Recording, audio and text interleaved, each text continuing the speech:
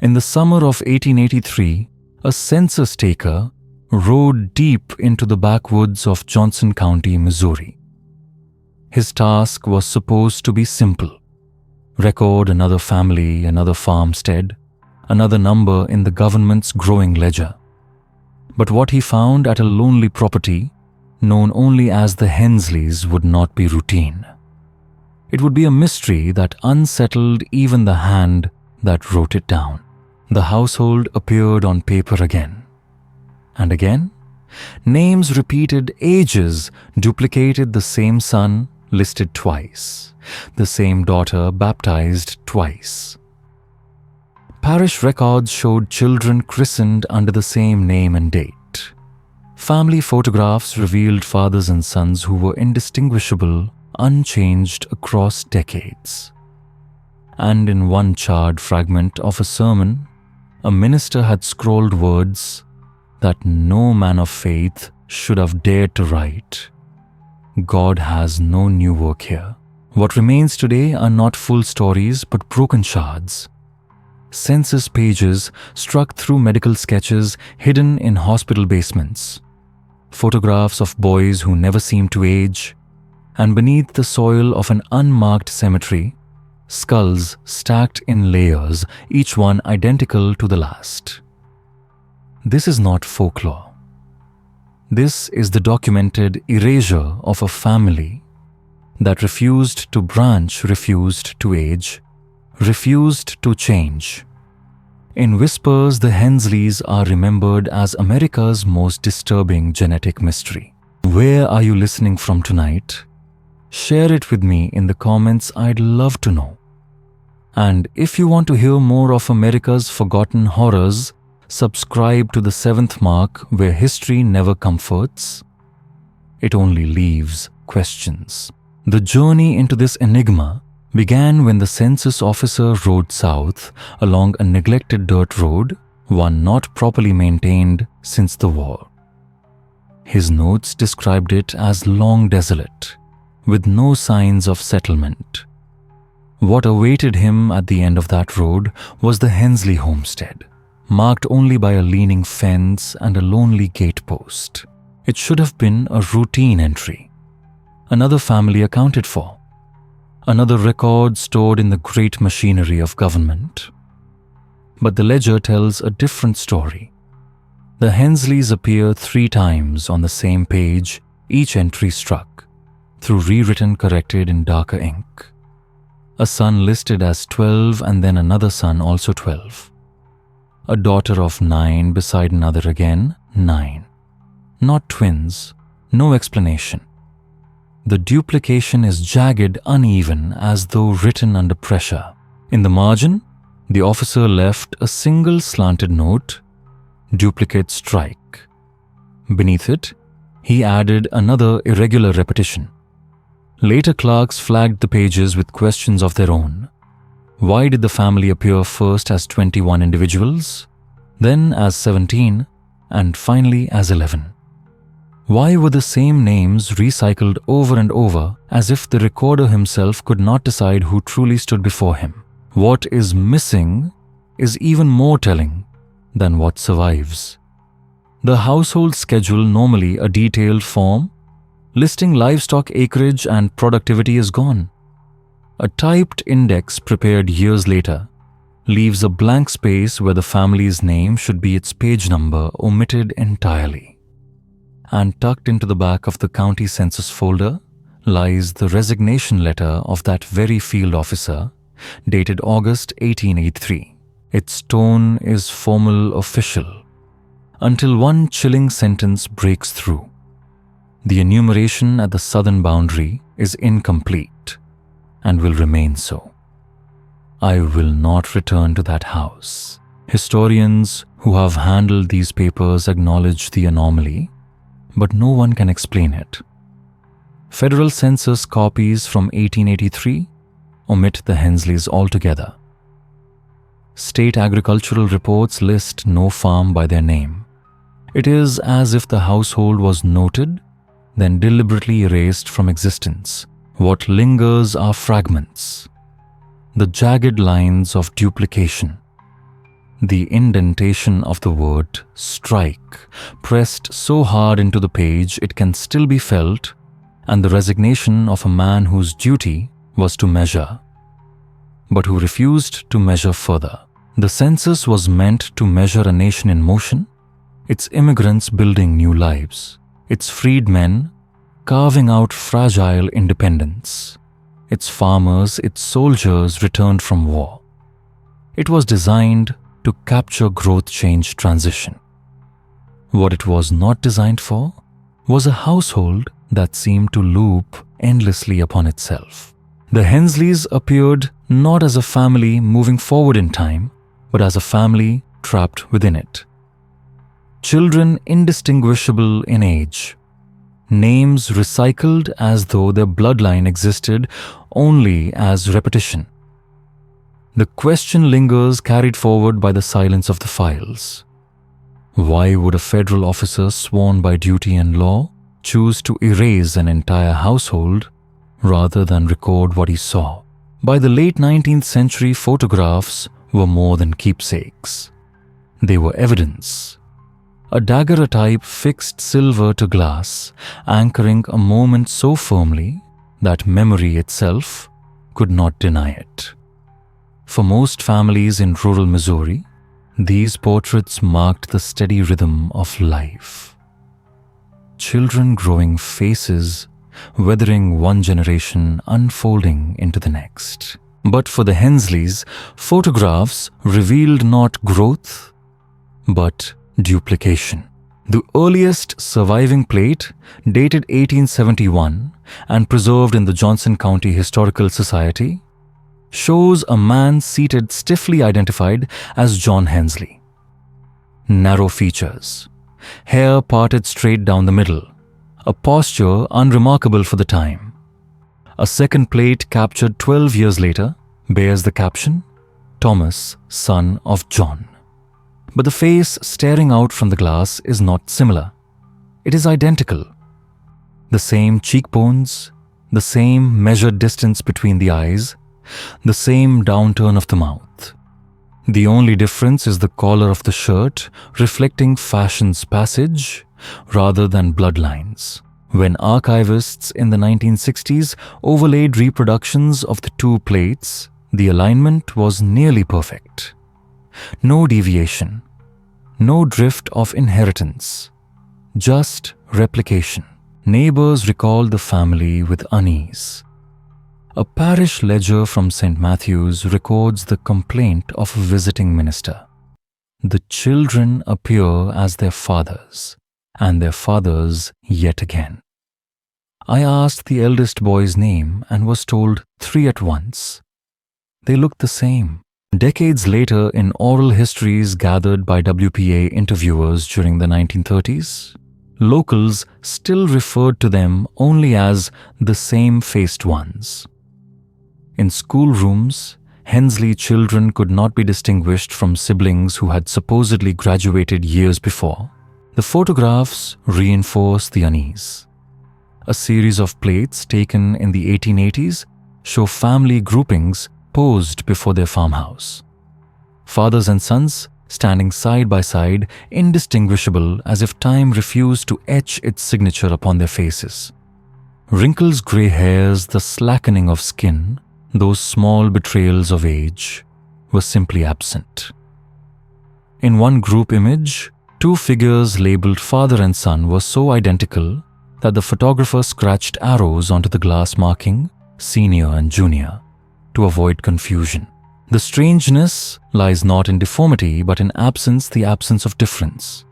Human faces, even within families, carry small variations, a softened jaw, a sharper brow, a unique tilt of the mouth. But in the Hensley archive, individuality collapses. One face, repeated across decades as though the camera were compelled to capture the same subject no matter who stood before it. Even in death, the pattern persisted. Parish notes from the 1890s remark on funerals where the priest could not tell father from son, the corpse from the mourner. He performed the rites but left the registry unfinished, closing it with a dash instead of his name. The daguerreotypes become more than images. They become accusations. Proof not of change, but of stillness. Not of time's passage, but of its refusal. For most families, photographs mark the journey from youth to age. In the Hensley record, the photographs whisper something else. What if time itself faltered? If a photograph is meant to freeze a single moment, why did the Hensley's photographs suggest that no moment had ever moved forward at all? And here in the unassuming parish records of St. Matthew's, the mystery deepened. They were ordinary parish ledgers, pages filled with the slow and predictable rhythm of baptisms, marriages, and burials. The kind of steady, unbroken record that marked the heartbeat of a rural community. Names written in neat columns. Dates entered with care. A priest's signature to close each line. For most families, the pattern was familiar. A newborn baptized within weeks of birth, sponsors dutifully noted the line, sealed by holy authority. But when the Hensleys appeared in these books, the rhythm fractured. The first irregularity surfaces in 1875. A child named Samuel Hensley, baptized in March, his age recorded as 3 months. But later that same year, a second entry appears. Another Samuel Hensley, likewise 3 months old, baptized in July. The handwriting is the same, the ink identical. Yet the names of sponsors differ. No entry is crossed out, no correction offered. 2 Samuels born of the same parents, both the same age, existing in parallel on the page. And it did not stop there. In 1878, a Mary Hensley is baptized. Her birth recorded in January. 3 years later, another Mary appears in the book, same parents, same birth date. January 1878. A clerk, perhaps desperate to correct the contradiction, pressed dark ink over the date. But beneath the overwriting, the original year still bleeds through, as if refusing erasure. Even the corrections seem to betray a kind of unease. In 1881, a Thomas Hensley is entered into the baptismal record, then struck out with a single violent stroke of black ink. And yet, faintly in the margin, another Thomas reappears, rewritten, as if resurrected by the pen itself. Later officials tried to conceal the confusion by pasting a flap of paper over the line, leaving behind a raised blister that can still be felt beneath lamplight. One clerk, exasperated, left behind a rare note of personal frustration. It reads, "This family causes no end of repetition. The names reappear against time itself. It is not my hand that errs, but theirs." The statement is unsigned, but it remains one of the few moments in which the rigid silence of a parish ledger cracks, allowing human doubt to seep through. And the strangeness was not confined to a single generation. Sponsors listed as John Hensley in 1869 appear again as John Hensley in 1885, with no indication of death, no suffix of senior or junior, no effort at distinction. Fathers and sons collapse into a single identity. Names and dates repeat with no markers of succession. To the eye of a clerk, the pages became a snarl of duplication. The expected monotony of parish record, the slow march of names and years, was broken by echoes that would not stop returning. Names erased, then written again. Dates overwritten, yet still visible. Infants baptized twice, or perhaps never at all, depending on which ink the reader chose to believe.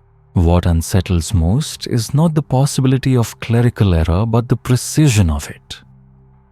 Over decades, across different hands, the same mistakes recur. Independent priests and clerks with no connection to one another, producing the same duplications as those who came before. As if the ledger itself demanded repetition, By the turn of the century, the Hensley pages had grown brittle with revisions. Ink layered upon ink, erasures and corrections stacked like geological strata. Finally, the parish abandoned the effort. Whole years were left blank, no baptisms recorded at all, rather than continue the cycle.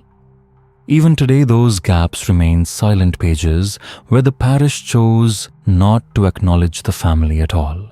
So what was it? Clerical mistakes repeated by chance across decades, or deliberate omissions, cover-ups, perhaps meant to conceal a pattern? Too disturbing for an institution to name. In the 1880s, medicine like faith also relied on ledgers. Rural physicians recorded births, deaths, treatments, and remedies with meticulous care. Order on the page meant order in life. For Dr. Elias Whitcomb of Johnson County, Missouri, these records were both habit and proof of his labor across scattered farms. But when his work brought him to the Hensley homestead, that habit faltered. The county medical ledger preserves the careful handwriting of Dr. Elias Whitcomb across hundreds of cases.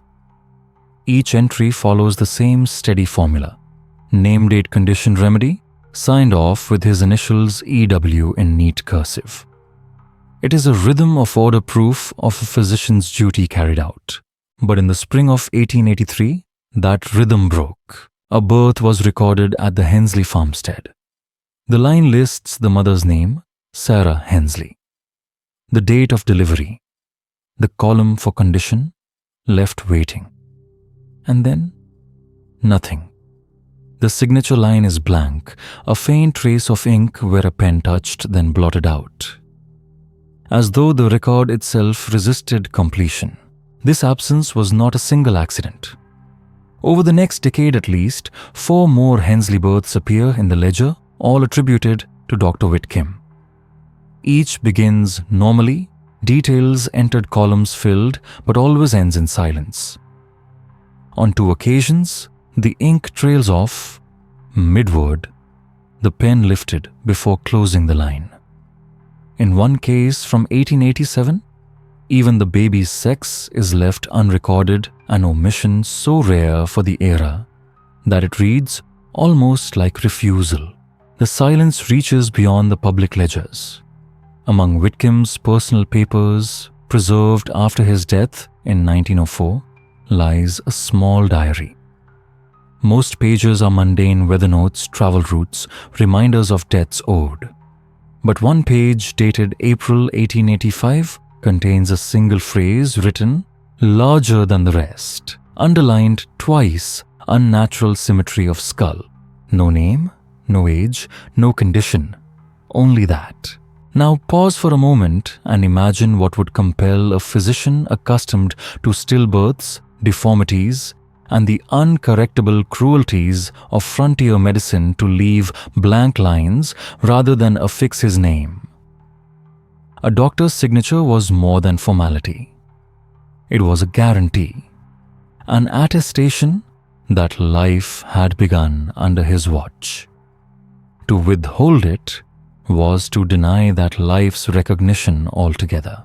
Hospital archives in nearby Warrensburg preserve letters of complaint from parish officials frustrated that Whitcomb refused to provide certificates for Hensley births. One priest wrote in exasperation, "He leaves me nothing to enter. The children appear, yet no attestation accompanies them."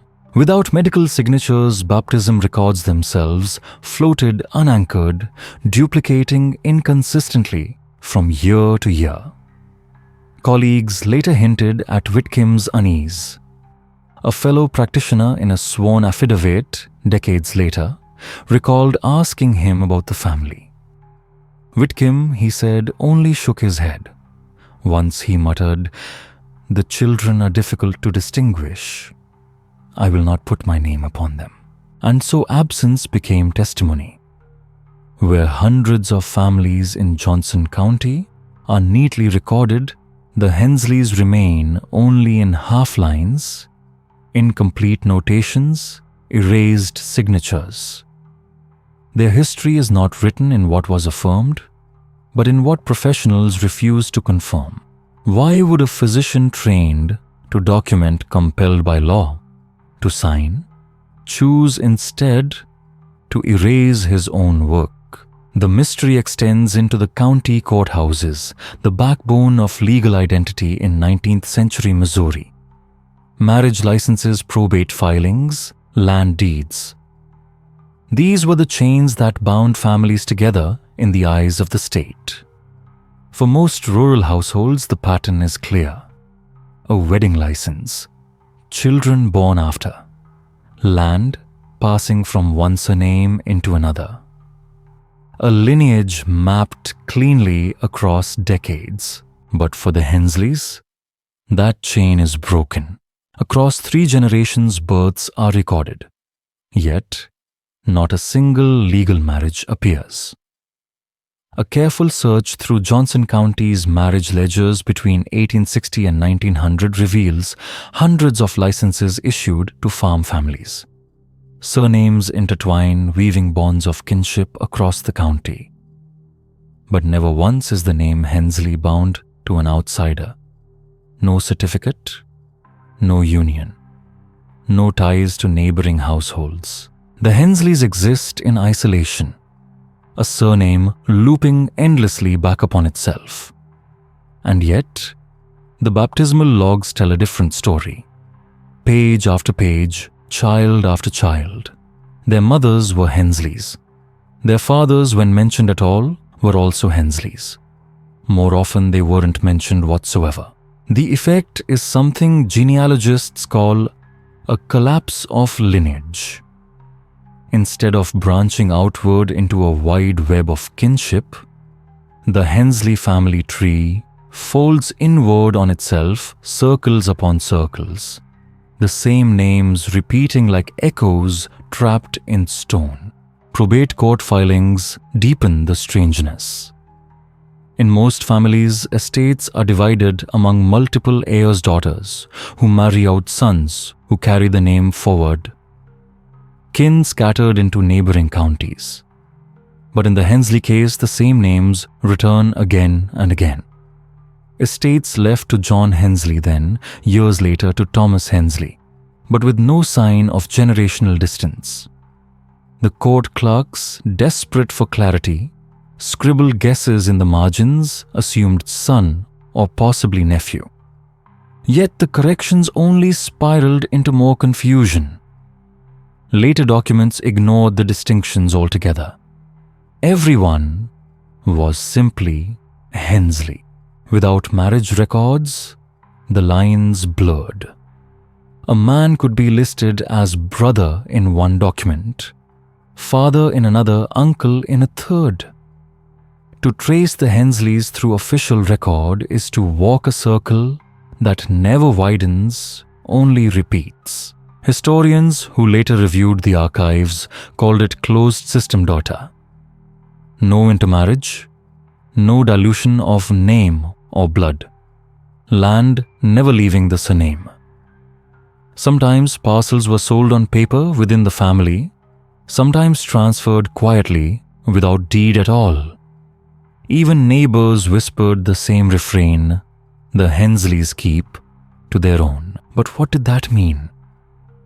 Did they simply avoid gatherings, or was there something far more binding? Something that could never be written down. And here lies the haunting question. How did a bloodline continue year after year without a single marriage license, without verifiable fathers, and without unions on record? The strangeness did not end with courts or churches. It crept into the one institution meant to bring order to childhood, the schoolhouse. In 19th century Missouri, education was sparse but steady. A single room, one teacher, children of all ages gathered together. School records, even at their simplest, usually captured something, a name, a presence, the slow march of literacy. But for the Hensleys, those records dissolve into chaos. District School Number 4's attendance ledgers show the family year after year. In 1885, 5 children enrolled: Samuel, Mary, Thomas, Sarah, and John. Yet, the following week, 2 names are struck through and replaced with others, though the number of children remains the same. By the end of the month, the ledger gives up entirely, reducing them to a single line: Hensley, X5 indistinct. County archives preserve the teacher's frustration. Mrs. Clara Wright wrote in 1887, "They answer to any name. When I call for Sarah, Thomas rises. When I mark Thomas absent, he insists he is John." The children exchange names without correction, without laughter. I cannot keep order. Her words are not playful. They are clinical, exhausted.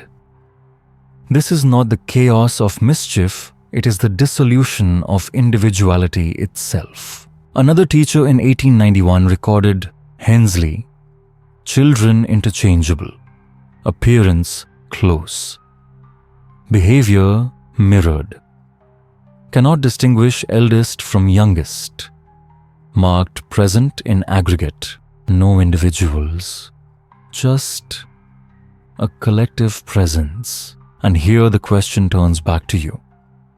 If children cannot be distinguished by name, by age, by face, or even by behavior, were they truly individuals at all? Witnesses remembered the Hensley children in the classroom, not for mischief, but for something far stranger. One boy would stumble reading aloud, and without a pause, another across the room continued the line in the exact same cadence, the same tone, as though the words had never left a single mouth. Arithmetic copied onto separate slates appeared identical, not similar identical.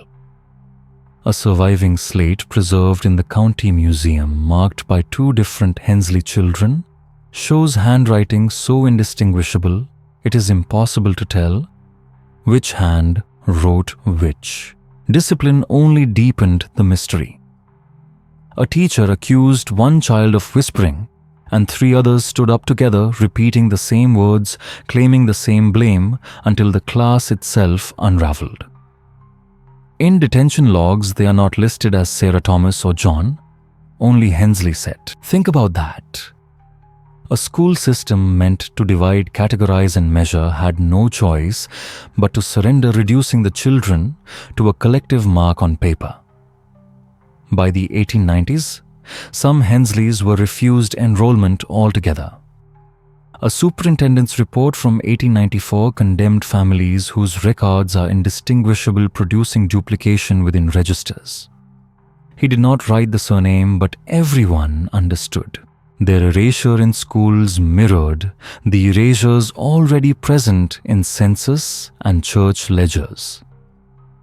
The same pattern struck through names notes in the margins, reading indistinct, and the question lingers: were the Hensley children playing an elaborate game across years, or were they truly unable to separate identities flowing between them like breath itself?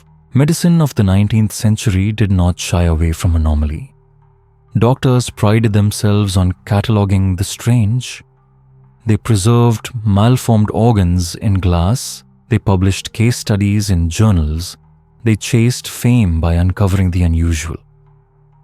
But among the Hensleys, the anomalies are different. They exist only in fragments, in sketches hidden away, unsigned notes tucked into ledgers no one was meant to see. In the basement of the county hospital, one such sketch was found: the skeleton of boy, labeled only H. His torso is drawn in careful medical strokes, an extra pair of ribs mirrored at the base of the spine, vertebrae fused in perfect symmetry. The margin notes read simply: mirror growth. No diagnosis, no prognosis, no signature. Another file from 1889 describes a child born with 6 fingers on each hand. Not malformed, but mirror-formed.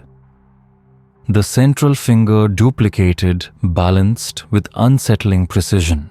And yet, no medical paper, no journal entry, no lecture ever mentioned these children. In an era where doctors built reputations on such curiosities, the Hensley anomalies were instead hidden. A midwife wrote of infants born with double crowns of hair, 2 spirals turning in opposite directions. Another with freckles mirrored across both cheeks, each spot duplicated from left to right with unnatural exactness. On their own, each detail might seem trivial, but together, they form a pattern, a symmetry too precise, too consistent to dismiss. And this leaves us with a chilling thought. If such anomalies could have elevated a physician's name, why were they erased instead? What did the Hensleys represent? That medicine itself refused to acknowledge. The silence in those hospital basements speaks louder than any diagnosis. One surviving letter written by a physician with trembling restraint explains why the cases were never published. I refrain from forwarding this to the journal. The likeness to prior reports is too exact. The deformities repeat across siblings. It is no longer singular, but systemic. I fear ridicule. Think about that. Doctors who once chased fame with every rare disorder. Here they were afraid. Afraid because this was not chance. This was inheritance. Symmetry repeated generation after generation. Among the records, a skull sketch annotated facial halves near identical underlined, twice, then smeared out as though the writer regretted even putting pen to paper. Soon after, Hensley cases vanish entirely from hospital registers. No admissions, no surgeries, no deaths, only silence. But the silence did not mean the family had disappeared. It meant they had gone underground, literally. In 1902, county surveyors stumbled on an unmarked plot near the Hensley farmstead. Depressions in the soil ringed by leaning stones, no inscriptions. At first, it was dismissed as rural custom. Families often buried their dead on homestead ground. But there were too many. Far too many. When local officials finally excavated in 1905, they found not a handful of graves, but dozens. Coffins stacked in layers, one atop another, wood collapsing inward. And inside, the skulls. They lay side by side, echoing each other so precisely that the coroner's log admits we cannot distinguish father from son, nor brother from brother. Each skull echoes the next, and it wasn't just the faces. Skeletons carried the same anomalies, extra ribs mirrored perfectly vertebrae, fused in the same places. In one layered grave, 2 skeletons buried decades apart bore identical abnormalities as though the same body had been laid to rest twice. Time which should separate the dead had collapsed. Coffin styles changed, iron nails from the 1870s, different wood from the 1890s. But the bones inside remained the same. Neighbors, when questioned, refused to acknowledge the cemetery. One old farmer, pressed by officials, would only mutter, "They buried themselves." When asked again, he repeated the phrase, word for word, and so the site does not read like a graveyard. It reads like a loop. Not a record of lineage, but the same life, buried again and again across decades, without dates, without markers, without separation. Even archaeologists who later studied the ground struggled for words. Their report usually dry and technical ends with an unusual restraint. The bones told one story, sameness without end. Faces duplicated in death just as they had been in life. Generations erased, blurred into one another. And the question remained, were the Hensleys burying their children or burying the same person again and again and again? But here's where the mystery spreads beyond the family itself. Because when investigators turned outward, asking neighbors, churchgoers, even classmates what they found was not testimony, not stories, but something far stranger, silence. In the 1930s, during the Works Progress Administration interviews, people spoke openly of farmers, widows, immigrants, every family in Johnson County. Yet the moment the name Hensley appeared, responses collapsed. Just one sentence, a shake of the head, a hand raised in the sign of the cross. Nothing more. Newspapers too fell quiet. The Warrenburg Standard printed columns on every birth, marriage, even crop sales. But for the Hensleys whose census records confirm were there was nothing. No weddings, no obituaries, no mention at all. Folklore preserved only whispers. Parents warning children, do not go near the ones who look the same. The phrase repeats in different accounts, the same ones, the repeating ones. But when pressed, no parent ever explained. Neighbors avoided even passing their land. One farmer confessed, I take the north road to town. I will not pass their place. When asked why, he only muttered, you don't want to see them. Even churches erased the name. A parish record from 1889 lists families in detail, then pauses on one line, and another family unnamed. Everyone knew who it meant. But the word Hensley was never written. Teachers, priests, even superintendents all urged silence. Not discussion, not warning. Just silence. Historians now call it a collective erasure. Memory not preserved through stories, but through refusal. But if words can vanish, what about images? Among the fragments of the Hensleys, 2 photographs remain the most unsettling evidence of all. The first dates to 1883. A portrait of a boy, maybe 12 or 13.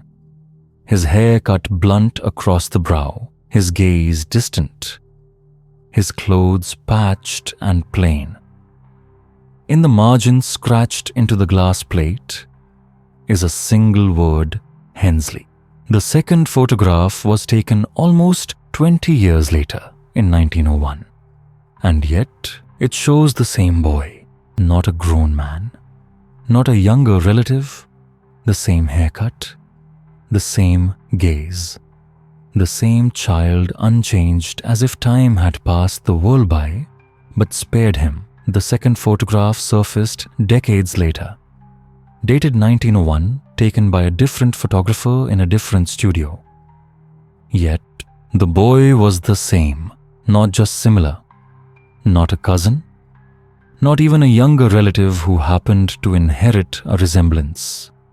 The same blunt haircut, the same posture, the same faint droop at the corner of the mouth. 18 years had passed since the first portrait. But side by side, the 2 photographs defy time itself. Archivists measured every feature, the spacing of the eyes, the slope of the nose, the tilt of the head, even the curve of the earlobes. Each one matched exactly. In fact, the only difference was a crease in the collar in one photo. It tilted left in the other. It tilted right, as if the image had been mirrored. Photographs are supposed to anchor us in time, proof that a moment once existed. Yet, these images refused to move forward. The Hensley boy in 1883 was the Hensley boy in 1901. Not older, not changed. The same coincidence of bloodline. Or was this visual evidence of repetition itself? But the unease doesn't end with photographs. Because when Missouri's State Board of Health launched a sweeping rural health survey in 1895, the Hensleys were supposed to be included. Their name appears clearly in the Master Index case CC 47 Hensley. Yet, when researchers turn the page, it jumps from case 46 to case 48. Case 47 is missing. Not a printer's error. Not a skipped number. Missing. And in the margins of a surviving draft, faint pencil marks still linger, repetition across generations. Not explicable by normal inheritance. That line was crossed out. Another erased so thoroughly, it only remains because the ink bled faintly through the back of the page. Later letters between county physicians confirmed the case once existed. One wrote, "Enclosed herewith particulars regarding the Hensley family, per request." But no enclosure survives. Instead, a slip of paper sits in the file stamped with a single word, "removed." Another physician replied weeks later confused, "I cannot find the case notes previously transmitted. Kindly confirm their receipt." And with that, the trail ends. No confirmation exists. The omission was an accident, it was decision. In the official 1895 Missouri Health Report, every family was listed in neat sequence. But when you reach case 47, the Hensleys, there is only a gap. The numbers jump. The totals no longer add up. When later researchers asked why, the explanation was simple clerical oversight. But here's the problem. The index clearly lists them. The draft notes mention them. The correspondence from county physicians even references an enclosure regarding the Hensley family. Yet, when the report was bound and published, the case was gone. Not forgotten, removed. State records do not vanish casually. To extract a case after indexing requires authority. Someone somewhere gave the order. But why? What did they see in the Hensleys that compelled the state itself to erase them from history? And then, the mirrors. Most children are fascinated by their reflections. The Hensley children recoiled. Teachers noticed it first.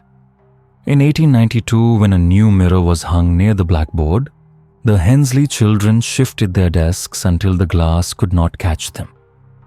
When asked to recite, they turned their heads, lowering their gaze, refusing even the chance of eye contact with themselves. One teacher finally scribbled a note in the attendance log beside their names, "Refuses mirror." Boarding house records describe worse. A hallway mirror found shattered in a single silent strike. A matron writing that Hensley children would no longer pass that corridor, choosing instead to climb the back stairs. Another boarding note, the children refused to sleep in a room with a small looking glass mounted above a wash basin.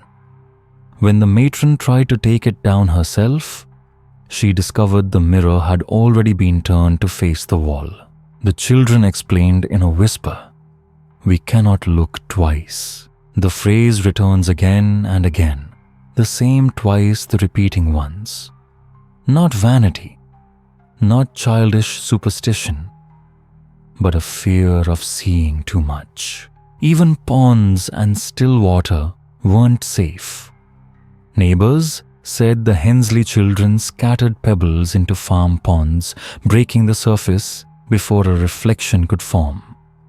One farmer recalled, "They would rather blur the water than see their own faces in it. This wasn't play. This wasn't mischief. It was ritual." A quiet, desperate refusal of mirrors, as though the reflection might reveal something too exact, too repetitive to be endured. The Hensley children never fought against mirrors. They never screamed, never begged anyone else to cover them. Instead, their avoidance was quiet, absolute.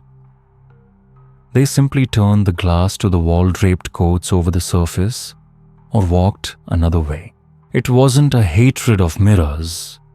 It was something worse. They feared their own participation in them. Some caretakers thought it was just superstition passed down from their parents. Others whispered that the children were told from an early age, "If you look too long, the sameness will be revealed." Shards of broken glass, saved in brittle paper envelopes, marked boarding incident, are all that remain, meaningless to anyone who doesn't know the story. But when read alongside every other record, they form a chilling pattern. The Hensleys weren't afraid of reflections in general. They were afraid of seeing themselves not once, but twice, as if the mirror might confirm something unnatural waiting behind the glass. And then comes the sermon. In the county archives, among loose scraps labeled Miscellaneous 1890s, lies a scorched page of handwriting. The ink belongs to Reverend Nathaniel Cross, minister of St. Matthew's Parish, from 1888 to 1896. Cross was not a sensational preacher. His surviving sermons are conventional moral lessons lifted from scripture, except for this one. The page begins mid-sentence, edges blackened by fire. A household that births only itself. The phrase is terrifying. The Bible commands, "Be fruitful, multiply, extend the line." But here Cross describes a family outside of divine order, a closed circle producing not generations but endless repetition. In the margin, he underlined one sentence: "God has no new work here." That is not rebuke. That is rejection. To write such words is to cast the Hensleys not as a family of creation, but as something other, something beyond God's renewal. The sermon never appears in parish registers. No weekly note lists its title. Officially, it was never delivered. Yet oral accounts tell another story. One congregant remembered a single uneasy service where Reverend Cross spoke of a family who made copies of themselves. The Hensleys notably were not present that day, and afterward Cross never mentioned them again. Why was the sermon destroyed? Why was only this page burned? Half ruined, left behind. Cross preserved volumes of sermons across his entire career. He was meticulous. But this one, it was excised, torn out, left to burn. To say God has no new work here was not just judgment. It was dread. The parish never spoke of them again. Ledgers continued to list baptisms, weddings, and funerals. But the name Hensley is nowhere. Reverend Cross's diaries, otherwise full of ordinary notes about weather and tithes, remain silent. It was as if his sermon had not just been withdrawn, but deliberately buried. All that survives is a fragment, scorched edges ink, fading into ash. A single sentence naming the family as something outside God's work. What drove a man of faith, sworn to guide, preserve and preach, to burn his own sermon? leaving only a charred condemnation behind. By 1912, the Hensleys were nearly gone. Their farmstead stood empty, overtaken by weeds. Their names vanished from census and church rolls, except for one, a boy delivered to the state asylum under a false surname, later corrected, faintly penciled in, the margin Hensley. The records say he was 17, but the notes admit confusion stated age inconsistent with appearance. 2 intake photographs remain. The first, a boy seated against a blank wall, hands folded, expression flat. The second, taken days later, is identical, not similar, identical. No shift of posture, no change of light, as if time itself had refused to move. The file contains a single phrase underlined twice. I am the fifth of myself. When pressed for a family name, the boy only repeated that sentence. Asked again, he listed other names, John Thomas Samuel, but always with the surname Hensley. The exasperated clerk finally wrote, identity circular, no clarity. Within the asylum, he answered to any name called. Attendants noted he responds even when others are summoned. The doctors tried a diagnosis: melancholia, dementia, praecox, hysteria of repetition. None remained. The notes thin, then stop altogether by late 1913. No death recorded, no discharge. Just an empty page penciled faintly, no further record. What does remain are the photographs. Decades later, archivists compared them with older daguerreotypes of the Hensley children from the 1880s. And what they found is chilling perfect alignment. The same blunt haircut, the same jaw, the same faint droop of the mouth. Separated by 30 years, but indistinguishable. Could the asylum have mislabeled the photos? No. The paper stock and filing stamps prove their date. This was not error. It was continuity. The simplest solution for the institution was silence. The boy's name was never entered into the census of asylum residents. His file was never cited in medical reports. He survives only as a correction in pencil to photographs and one phrase, the fifth of myself. The Hensley family survives not in stories, but in erasure. Not in records, but in the places where records are missing. Sermons burned, pages struck through, sketches hidden, census entries erased. A family remembered not by what was said, but by what could never be spoken. They appear and disappear. Over and over, but never really exist. What remains are fragments, blank spaces that suggest a deliberate silence. 1883. Census the page for Hensley's name is blank. The official in charge refused to return, handing in his resignation where it should have been. 1895. The state survey report omits Hensley's name as if erasure were the easiest way to deal with it. In medicine, strange sketches of symmetrical ribs, unusual skulls, are left in the basement, unsigned, unnamed. Who could have made a name for themselves with this rare case, chose to remain silent. In religion, a minister wrote a sermon, "A family begets itself only." Here, God creates no new work, but instead of publishing it, he burned it. Even photographs, which are supposed to be irrefutable evidence, have become a trap of duplication.